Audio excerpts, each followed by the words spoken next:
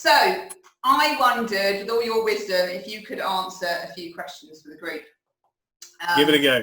Yeah. Give it a go. Now, okay, the first thing that I wanted to ask you was, what's your tip for, because a lot of us perhaps have made some really challenging decisions, and we've all got to make challenging decisions going forward. So, and it's tough making decisions. I procrastinate, I make lists, I go to, run forth, and it takes me ages. So, and I think it holds me back in my career. Now, you've had to make lots of decisions in your time. So what is your top tip for making decisions? Okay. Well, I don't know if it's one top tip. I think there's a merge of thoughts when it comes to making decisions. So it's important to take in the facts that are known to you and to reach out to the people that can give you the most accurate information. But there does come a point where you can get overloaded with the facts.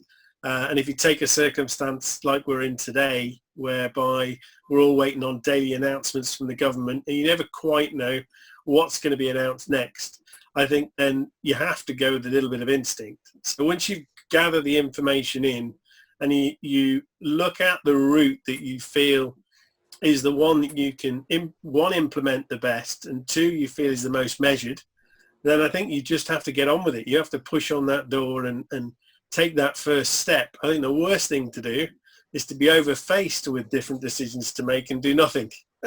Inaction is probably the worst of the sins. So I think once you gather the information in and you feel it's just about as much as you can take, you take a measured view of which approach you feel is best. And the other thing is, don't be afraid to be wrong. I think I spoke to you in the last call that, you know, I take the view that it's good advice I was given many years ago. It's fine to be wrong. Just don't be confused. So yeah, that's it. Yeah. When you make a decision, stick with it, drive it forward. As it starts to implement, if you feel that there's parts of it need tweaking, that's fine. But if you absolutely feel that the direction you've taken is not working for you or not best for the business or for the individuals, then you can stop and just change a direction and apply that one. But I think the key is don't freeze. Don't think there's just too much to be overfaced with and do nothing. I think it's important to keep moving forward, and don't be afraid to get it wrong, because you can always readjust it. So the top tip I would give is, you know, don't be afraid and take the action. And the main thing is don't be confused. Yes. Really good advice there. Really good advice. So how long should you stick with a decision if you start to feel that actually maybe it's the wrong one?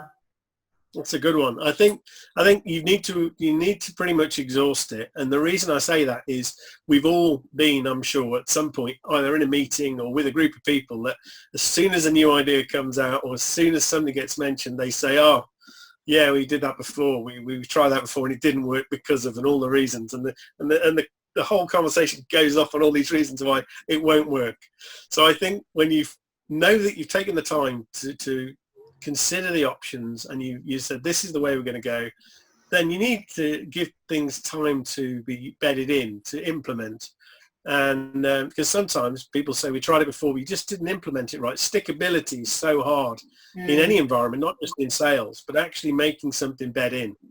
So in terms of your question of at what point do you step away from it, is when you genuinely feel you've given it your best shot, you genuinely feel that you've had people behind it that are looking for it to work, or you've got just stark evidence that says, look, this is absolutely hurting the business or taking us in the wrong way because of A, B, or C. If there's key things that this particular plan, so for example, if right now you felt the best option was to go and drive after the hotel market and hospitality, you might have a few hard facts that are telling you they're not open at the moment, and apart from limited, you know, so that wouldn't be a door I would urge people to push on.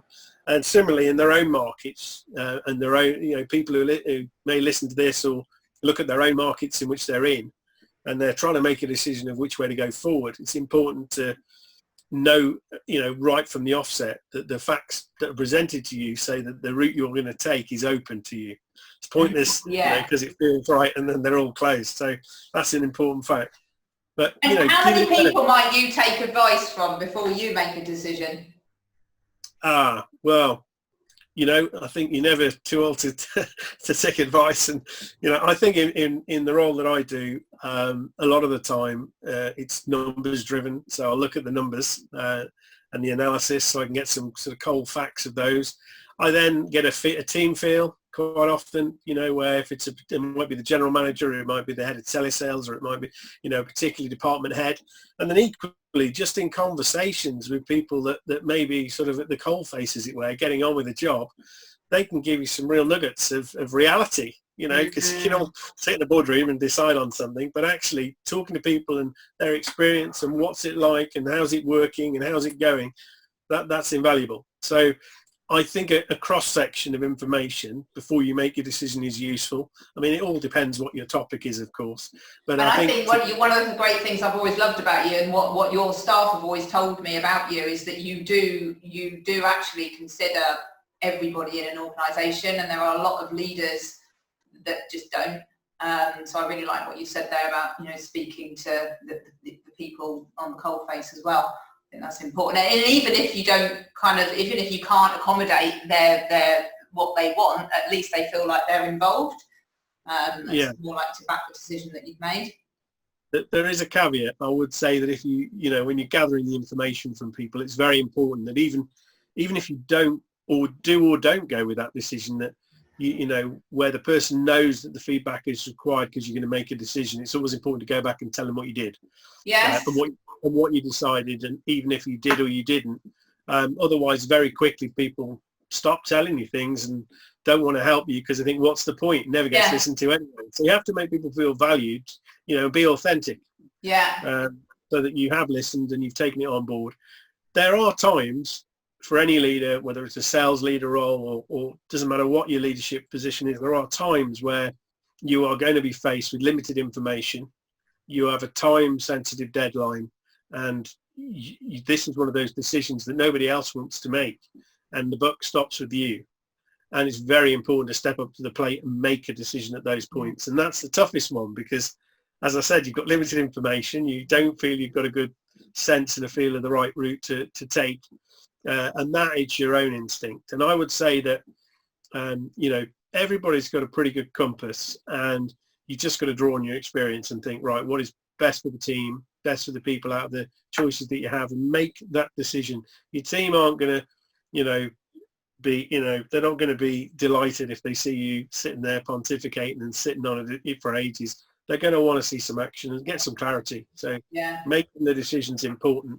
And as I said earlier, if I'm wrong and I make it and I can see that it's for whatever reason not guiding us in the right way as a business or for the individuals, I can change it. Mm-hmm. But again, it all boils down to inaction is the worst sin. Yeah. So to summarise, it's actually make the decision. Don't ponder on it too long. Actually make it.